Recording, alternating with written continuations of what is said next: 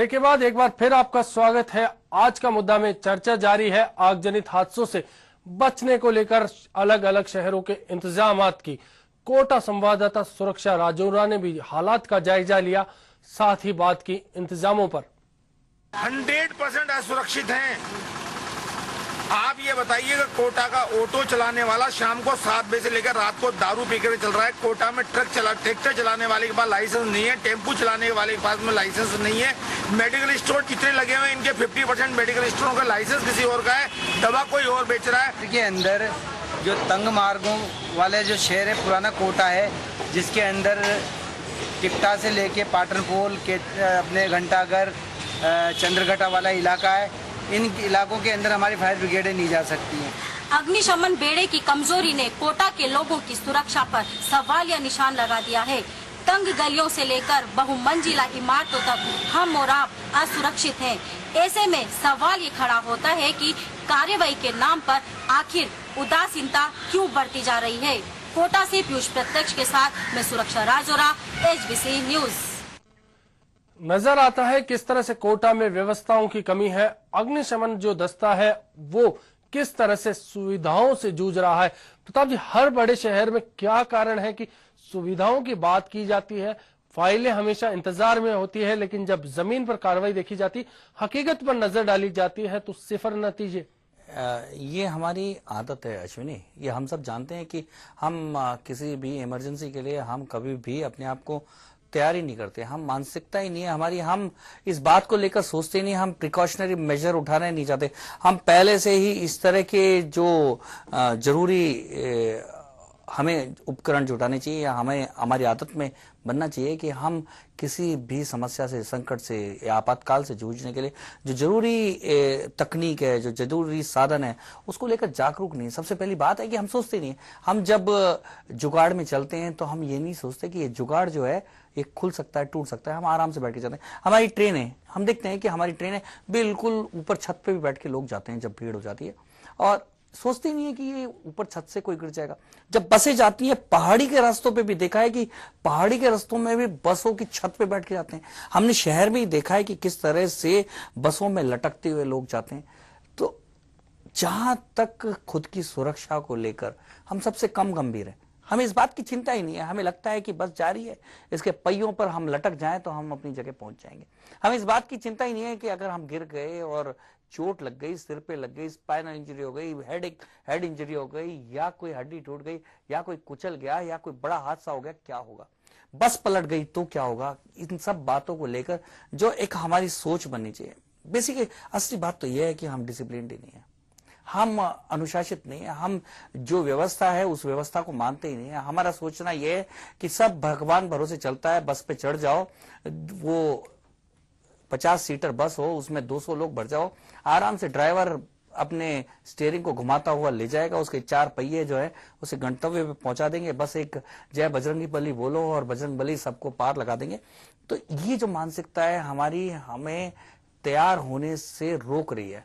हमें बहुत जरूरी है, हम बिल्कुल जिस तरह से हम हमारे दुश्मन देश के को लेकर हमारी सेना को सदैव तैयार रखते हैं, वैसे ही हमें अपने जीवन में भी उसी तरह की तैयारी करने की जरूरत है, क्योंकि कभी भी कोई संकट आ सकता है, उसकी तैयारी की बहुत बिल्कुल। बता जी, अनुशासन की बात आ जाती है, बात आ जाती है कि शहर को कितना अनुशासित तरीके से बसाया गया है। लेक सिटी से राहत की खबर है, यहाँ फायर ब्रिगेड के दस्ते को सुविधाएं मिली है, तो वहीं शहर में प्लानिंग के साथ हुई बसावट ने हादसों की संभावनाओं को रोक दिया है। देश में आग का खतरा हर शहर में है। जयपुर में हुई घटना के बाद सभी जिलों का प्रशासन मुस्तैद होने का दावा कर रहा है। उदयपुर शहर के बढ़ते विस्तार को देखते हुए स्थानीय फायर ब्रिगेड ने 2 फायर ब्रिगेड स्टेशन स्थापित किए हैं। दोनों ही स्टेशन को मिलाकर करीब 9 दमकल वाहन उपलब्ध हैं। फायर ब्रिगेड कार्यालय पर फोन आने के साथ घटना स्थल के नजदीकी स्टेशन से गाड़ी रवाना कर दी जाती है। उदयपुर शहर और उदयपुर शहर जिले के अंदर जब कभी भी कोई ऐसी अग्निशमन दुर्घटना की सूचना मिलते ही हमारे विभाग द्वारा समय पर पहुंचकर कार्य को अंजाम दिया जाता है। लेक सिटी उदयपुर में हालांकि पिछले कुछ सालों से कोई बड़ा आग का हादसा नहीं हुआ है। लगभग 2-3 सालों से कोई ऐसी घटना बड़ी नहीं हुई जिससे हमारे अग्निशमन विभाग की बदनामी हो। और जो भी हादसा हुआ है उसे फायर ब्रिगेड के कर्मचारियों ने तुरंत मौके पर पहुंचकर काबू पाया है। उदयपुर से प्रशांत डोडिया की रिपोर्ट। उधर अजमेर संवाददाता मनवीर भी लोगों के बीच पहुंचे और उनसे जानना चाहा आग जनित हादसों को लेकर वो खुद को कितना महफूज महसूस करते हैं। सरकार नियम बनाती है और कानून बनाती है, लेकिन वो नियम और कानून बर्फ में दफन कर दिए जाते हैं। वो जनता जिसके लिए ये कानून बनाए जाते हैं हादसों के बाद उसकी पीड़ा को भुगतती है और बाद में वो नियम कानूनों की बात एक बार फिर से उभर कर सामने आती है। और ये हालात हैं देश और प्रदेश में लगातार होते अग्निकांडों के कारण। आज हमारे साथ में अजमेर में लोग मौजूद हैं और हम उनसे इस विषय में बात करेंगे। क्या लगता है कि जिस तरह के नियम कानून बने हैं उनकी पालना हो पाती है? सरकार के नियम और कानून और कायदे सिर्फ कागजों में रहते हैं। जब कोई हादसा होता है तभी नियम और कानून और कायदों की याद आती है सरकार को। अजमेर जिले के अंदर मुंदली मोहल्ले जैसे घनिष्ठ एरिया में पटाखों की फैक्ट्री संचालित है, गोदाम संचालित है, जो कि शहर से 15 किलोमीटर दूर इस तरह के विस्फोटक तत्व होने चाहिए। गैस एजेंसी विस्फोटक तत्व 15 किलोमीटर दूर होने चाहिए। उसमें प्रॉपर सारी सुरक्षा के नियम होने चाहिए। सारे नियम कानून और सारे सब ताक पर रख के जिला प्रशासन आंखें मूंदे बैठा रहता है। क्रियान्वित नहीं हो पाती उसकी, ट्रेंड एम्प्लॉयज नहीं है, क्रियान्वित नहीं होती है और टाइम 6 महीने में या 3 महीने में 1 साल में जो रिन्यूअल होना चाहिए उसका वो नहीं हो पाता। तो नियम कायदे कानून अच्छे हैं लेकिन उसका इम्प्लीमेंटेशन नहीं है, सब बेकार है। आजकल नई तकनीक आई है, वो साधन इनके पास है ही नहीं, बजट का इनके पास अभाव रहता है। तो आम जनता को तो ये जानवर की तुलना से तोलते हैं। जब कोई हो जाता है उसके बाद मुख्यमंत्री जी से घोषणा करवा देते हैं, भाई 20,000 रुपए इनको सहायता दे दो, ये मर गया कोई बात नहीं। मैं ये पूछता हूँ वो अपनी जिंदगी में क्या 20,000 रुपए कमाता था क्या? वो लाखों रुपए अपने और 4 बच्चों को पालता था। तो उसको इस 20,000 रुपए से क्या होगा? उसके परिवार का जब कोई मुखिया चले गया तो ऐसे इसके अंदर भी एक तो ये राशि में प्रावधान बढ़ने का होना चाहिए और दूसरा उनकी जगह कोई रोजगार दिया जाए अगर कोई ऐसे हादसे होते हैं तो। और इनके लिए रोकथाम के लिए इसकी ट्रेनिंग हो बाकायदा और सबको ऑफिस के अंदर भी इसकी ट्रेनिंग हो। तो ये थे अजमेर की जनता और जिनका साफ तौर पर कहना है कि कानून बहुत अच्छे हैं लेकिन कमियां कहीं ना कहीं व्यवस्थाओं में है, आधुनिक संसाधनों का अभाव है, कानून की पालना का अभाव है। HBC न्यूज के लिए अजमेर से कैमरामैन पवन अटारिया के साथ मनवीर सिंह। बात कानून की हो रही है, बात व्यवस्थाओं की हो रही है, बात जागरूकता की है। जनता जनार्दन प्रदेश के लोग क्या सोचते हैं इस बारे में वो भी जाना, आइए सुनते हैं। प्रदेश में सुरक्षा की कोई गारंटी नहीं है, ना तो प्रशासन आग के ऊपर ध्यान देता है ना ही राज्य सरकार ध्यान दे। है पूरे प्रदेश में ही मतलब सुरक्षा की आग की सुरक्षा की वजह से कोई ऐसे उपकरण स्थापित नहीं कर रखे हैं जिनसे आग लगते ही तुरंत उन पर काबू पाया जा सके। इतने भी बड़े कॉम्प्लेक्स बने हुए हैं उनमें फायर फाइट जो सिस्टम है वो बिल्कुल नकारा है और जिस दिन किसी दिन खुदा न खास्ता आग लगी तो भीलवाड़े की हालत बहुत बुरी होने वाली है। जो बनते जा रहे हैं दिन पे दिन उसमें अगर कॉम्प्लेक्स की परमिशन नगर परिषद द्वारा दी जा रही है तो फायर सिस्टम होना चाहिए। जिस तरीके से सांगानेर गेट में पेट्रोल पंप पे आग लगी थी, अगर उस आग से ब्लास्टिंग भी अगर हो जाती है तो कम से कम वहाँ से 200-500 मनक आदमियों की जान जाती है। इस पर नगर परिषद अपनी भूमिका निभाएं और फायर सिस्टम को लागू करें। प्रशासन की जो फायर ब्रिगेड्स होती हैं ये समय पर नहीं पहुँच पाती। कभी कभी तो देखने भी आता है कि फायर ब्रिगेड में पानी की व्यवस्था नहीं रहती। ऐसा टाइम की नगर पालिका है उसमें भी एक भी अग्निशमन सेवा नहीं है। अग्निशमन की जो भी व्यवस्था है हर जगह होनी चाहिए, वो हम देखने में आते हैं कहीं पर भी नहीं होती है। तो साधन उपलब्ध नहीं है। यहाँ करौली में अपने में जिला हेडक्वार्टर पर ही देखिए आप, ना कोई एम्बुलेंस की सुविधा है ना कोई फायर ब्रिगेड की सुविधा है।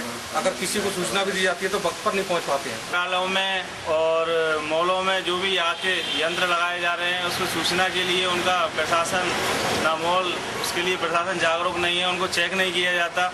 और यंत्र जो गवर्नमेंट ने हमारे लिए दे रखे हैं आग बुझाने के लिए दमकल वगैरह वो सही समय पे जगह पे नहीं पहुंच पाती हैं। सरकार की तरफ से या प्रशासन की तरफ से तो किसी तरह की कोई सुविधा है नहीं, लेकिन अगर कोई नागरिक अपनी खुद की सुरक्षा करना चाहे तो उसी पर है। और यहाँ पर सरकार की जो व्यवस्था है वो देखी जाए तो एक तो भगवान भरोसे ही है, क्योंकि सरकार उसको लागू तो कर देती है लेकिन उसको ठीक तरह से वो काम कर रही है या नहीं कर रही है उसका वो ठीक से देखती नहीं। अगर कहीं पे भी आग लगने की दुर्घटना हो जाती है तो नगर पालिका के पास में ऐसा कोई साधन नहीं है जिससे वो गलियों में जाके और आग बुझा पर्याप्त अपने साधन लेकर पर्याप्त आग बुझा सके।